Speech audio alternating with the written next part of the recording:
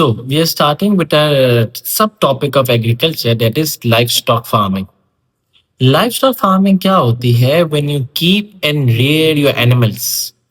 Livestock farming means keeping and raising animals.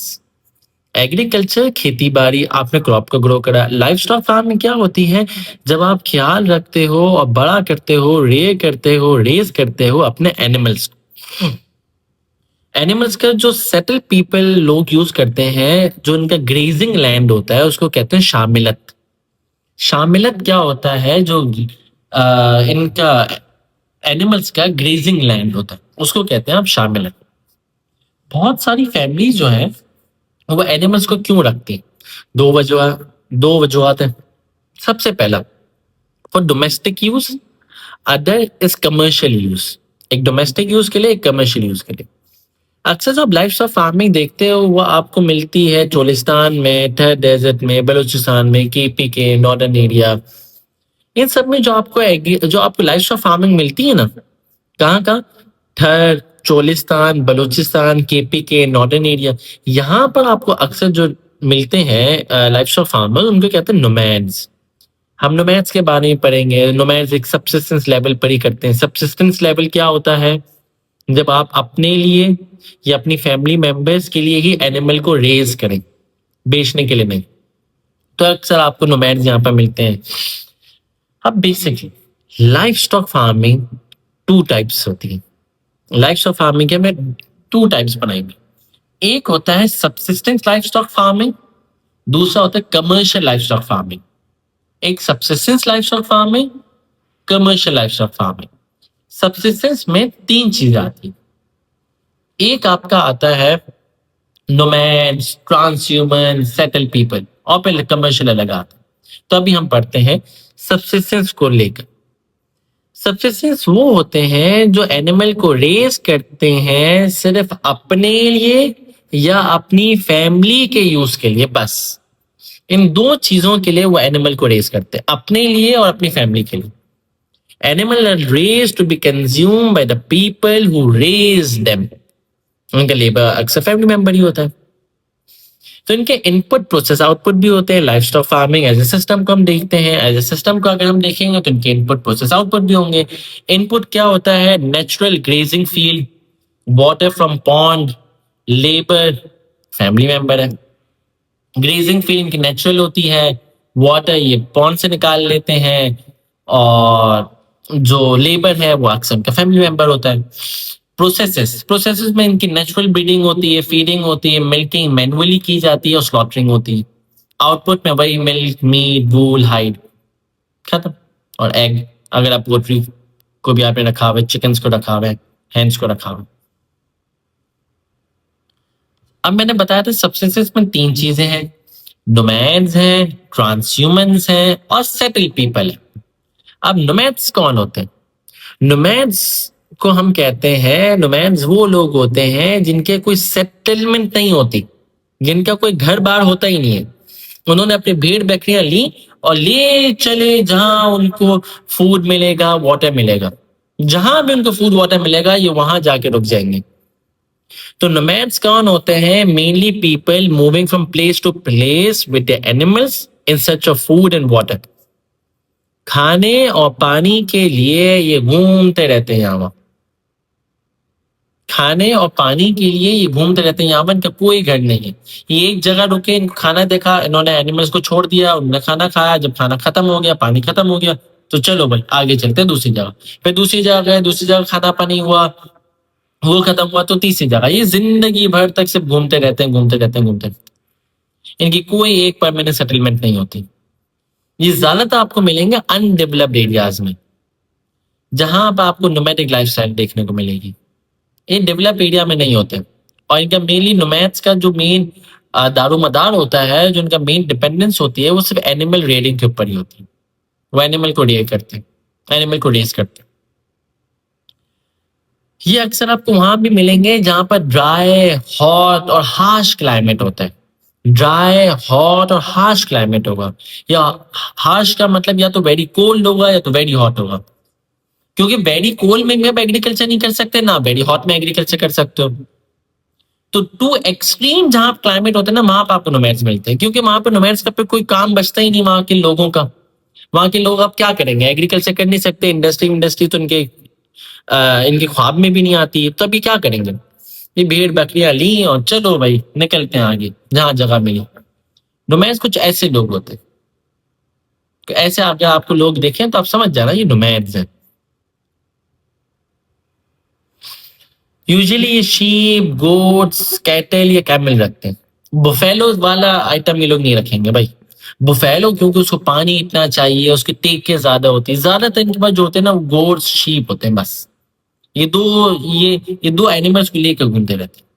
इनकी कोई permanent settlement नहीं होती, जहां खानी पानी दिखा ये वहां पर उन्होंने सेटलमेंट कर ली, टेम्परेरी सेटलमेंट। फिर आगे जहां पानी दाना पानी मिला तो वहां पर रुक गए।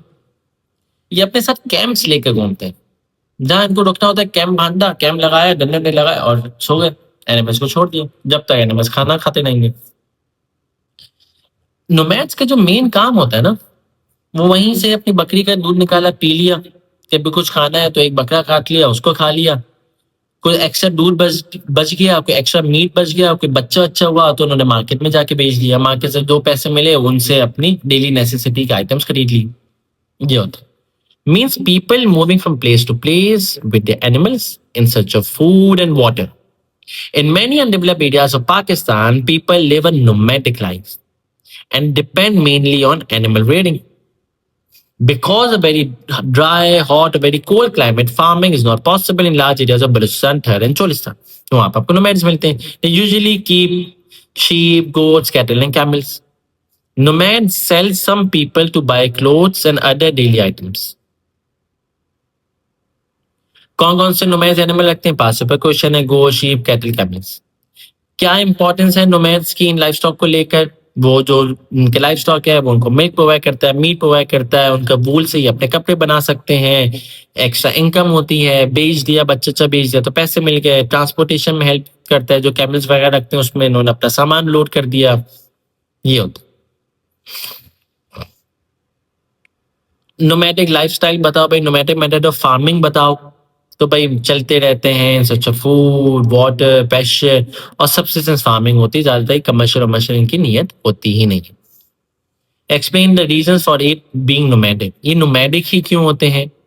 नोमैड का मतलब है चलते फिरते रहना। अब चलते फिरते लोग क्यों रहते हैं? क्योंकि भाई जगह खाना खत्म हो गया, पानी खत्म हो गया, एक बार इतने पैसे नहीं होते कि खाना पानी खरीद सकें।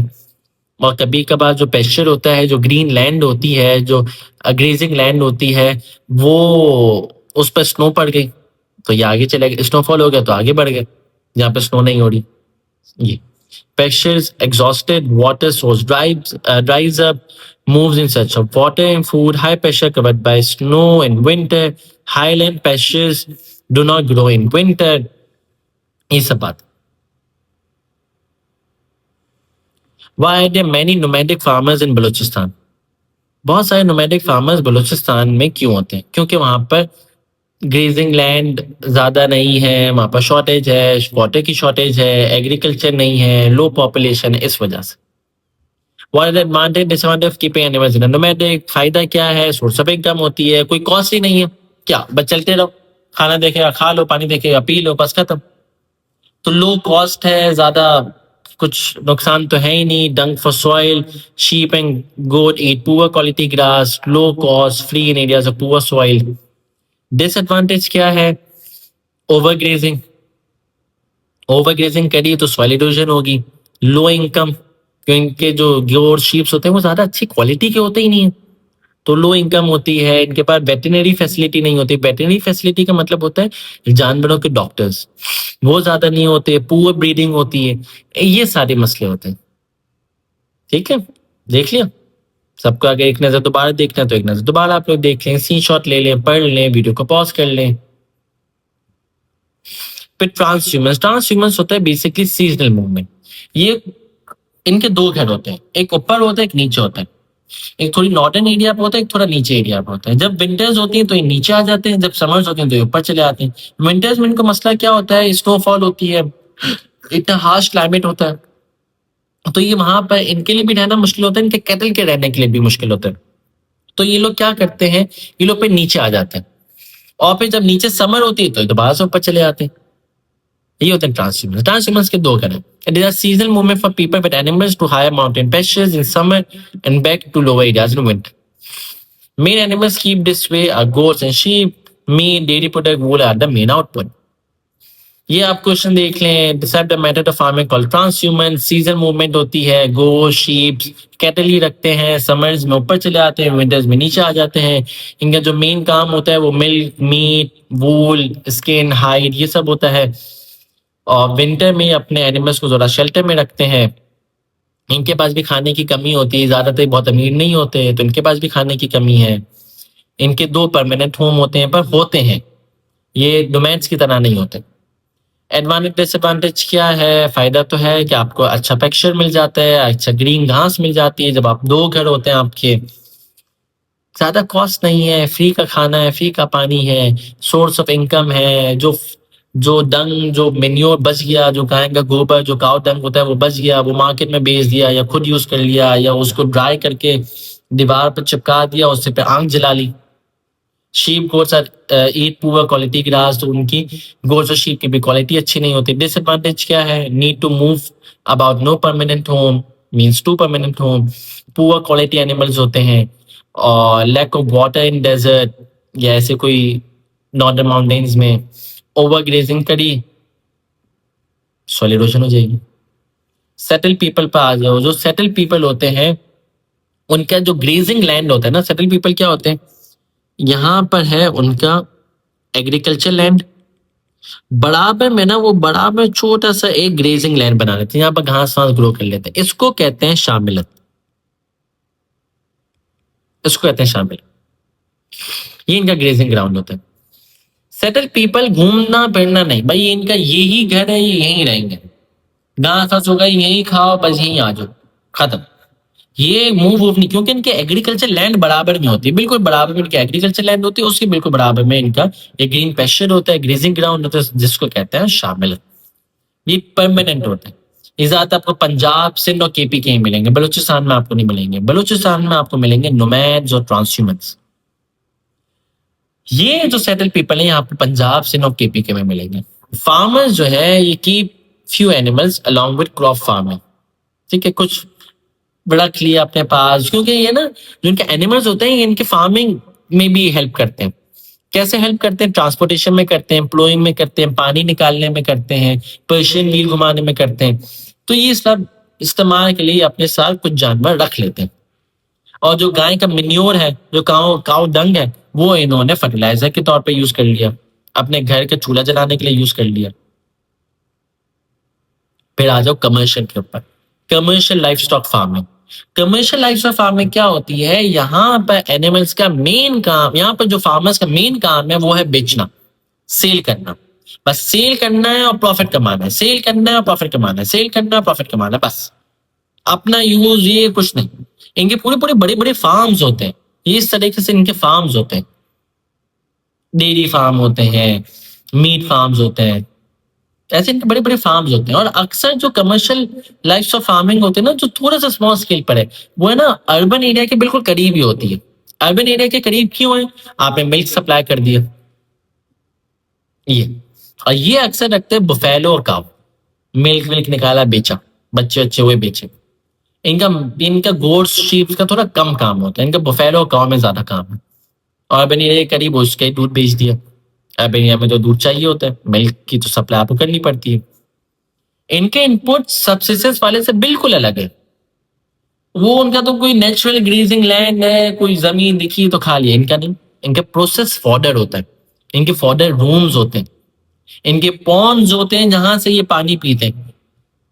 स्पेशलाइज लेबर होता है। वेटरनरी फैसिलिटी इनकी इन होम होती है, इन हाउस होती है। इन हाउस वेटरनरी फैसिलिटी का मतलब उनके पास ही डॉक्टर्स होते हैं, टेक केयर करते हैं जो एनिमल्स की। इनके शेड्स प्रॉपर देखो ना, ये शेड यहाँ पर तो इन्होंने एनिमल्स के लिए पंखे भी लगाए हुए। प्रोसेस में क्या होता है? फीडिंग होती है, ब्रीडिंग होती है, breeding on scientific lines, milking manually नहीं, बाय सक्शन मशीन्स, और हाइड जो वुल इनके निकाले जाते हैं वो भी मशीन के जरिए। आउटपुट वही मिल्क, मीट, एग, वूल। अब लाइफ स्टॉक की इंपॉर्टेंस क्या है? लाइफ स्टॉक की इंपॉर्टेंस ये होती है कि जो लाइफ स्टॉक होता है उसको आप फार्म्स के प्रोसेसेस में भी यूज कर सकते हो, प्लोइंग में, इरिगेशन में, ट्रांसपोर्टेशन में, बहुत सारी चीजों में आप फार्मर्स जो है वो इनको यूज कर सकते हैं। काउ डंग जो होता है वो फर्टिलाइजर के लिए यूज होता है, वो अपने हाउस होल्ड के लिए यूज कर सकते हो। लाइफ स्टॉक का जो मीट है वो बड़ा एक्सपोर्ट होता है। पाकिस्तान आजकल मीट बड़ा एक्सपोर्ट कर रहा है। पाकिस्तान मीट एक्सपोर्ट करता है, एक्सपोर्ट करेगा, फॉरेन एक्सचेंज आएगा, बीओपी पॉजिटिव में जाएगा। जो मीट होता है उसके अंदर न्यूट्रिएंट्स होते हैं, मिल्क है, बटर है, घी है, एग है, उन सब में न्यूट्रिएंट्स है। तो बहुत बड़ा बड़ा बड़ा फायदे की बात है। बहुत सारे लोगों को ये एम्प्लॉयमेंट जनरेट करके देता है। ये सारी बातें provides draft power for plowing and farm work, supplies nutrients foods such as milk, butter, ghee, egg, and meat, gives raw material for industries like leather, wool. Livestock products are exported for an exchange earn होगा, creates employment for rural and urban area, provides natural manure as fertilizer. Problem क्या है? Shortage of grazing land causes overgrazing, animal feed is expensive, poor marketing systems reduces farmers profit. Problem grazing land नहीं है, इसकी वजह से over grazing होती है, soil erosion होती है, एनिमल फीड बड़ा महंगा होता है, poor marketing systems reduces farmers profits, lack of cold storage for meat, few veterinary hospitals, old breeding methods जिसकी वजह से गुड क्वालिटी के एनिमल्स नहीं होते, ओवर ग्रेजिंग करेंगे तो सॉइल इरोजन भी होगी। ये सारे प्रॉब्लम्स है, ये इसकी इंपॉर्टेंस थी लाइफ स्टॉक की, ये प्रॉब्लम्स थे। अब कुछ क्वेश्चन देख लेते हैं। How can life stock farming B improve in Pakistan? Pakistan में आप कैसे इंप्रूव कर सकते हो? गवर्नमेंट कैसे इंप्रूव कर सकती है? आप कैसे इंप्रूव कर सकते हो?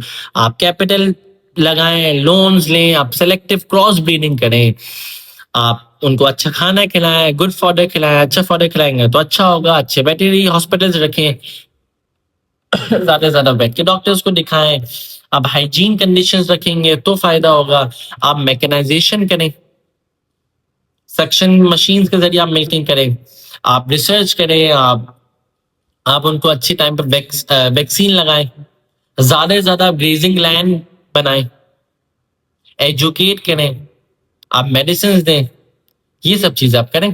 Capital, loan, selective breeding, better feed, more grazing land, control of disease, research, vaccination, more medicine to treat animals, education, better hygiene conditions और मैकेनाइजेशन। इन सब से आपकी लाइफ स्टॉक फार्मिंग इंप्रूव हो सकती है। एडवांटेज डिसएडवांटेज क्या है लाइफ स्टॉक फार्मिंग को बढ़ाने के? एडवांटेजेस तो ये एडवांटेजेस है। लाइफ स्टॉक फार्मिंग बढ़ाओगे तो ये सब होगा। अर्बन एरिया में, रूरल एरिया में, दोनों में जॉब मिलेगी। प्रोसेसिंग इंडस्ट्री को फायदा होगा, मीट इंडस्ट्री को फायदा होगा, जो डेयरी प्रोडक्ट इंडस्ट्री है उसको फायदा होगा, वूल मिलेगा, हाइड मिलेगा, जो आप एक्सपोर्ट करोगे फायदा होगा, एम्प्लॉयमेंट जनरेट है, हेल्दी फूड मिलेगा, न्यूट्रिएंट्स मिलेंगे, विटामिन्स मिलेंगे, ये सारी चीजें मिलेंगी। इंपॉर्टेंस बहुत सारी है। पर डिसएडवांटेज क्या है लाइफ स्टॉक फार्मिंग को बढ़ाने के? जमीन ही नहीं है, ओवरग्रेजिंग के मसले हो जाएंगे। ओवरग्रेजिंग होगी तो सॉइल इरोजन होगी, सॉइल इरोजन के अपने मसले, लॉस ऑफ लैंड। अगर आपने वहां पर लाइफ स्टॉक फार्मिंग किया तो इसका मतलब एग्रीकल्चर नहीं कर रहे, इंडस्ट्री नहीं लगा रहे, स्कूल्स नहीं बना रहे, हॉस्पिटल्स नहीं बना रहे, टूरिज्म को नुकसान हो रहा है। अपॉर्चुनिटी कॉस्ट होगी आपकी, less investment in forms of farming. आपकी इन्वेस्टमेंट ज्यादा नहीं है, यहाँ पर लोगों का ज्यादा इंटरेस्ट नहीं है, गवर्नमेंट का इतना इंटरेस्ट नहीं है, गवर्नमेंट का इतना ध्यान नहीं है। जो वेस्ट होता है वो सही से डिस्पोज नहीं करते, जब डिस्पोज नहीं करते तो क्लीननेस के मसले आते हैं, पोल्यूशन क्रिएट होगा।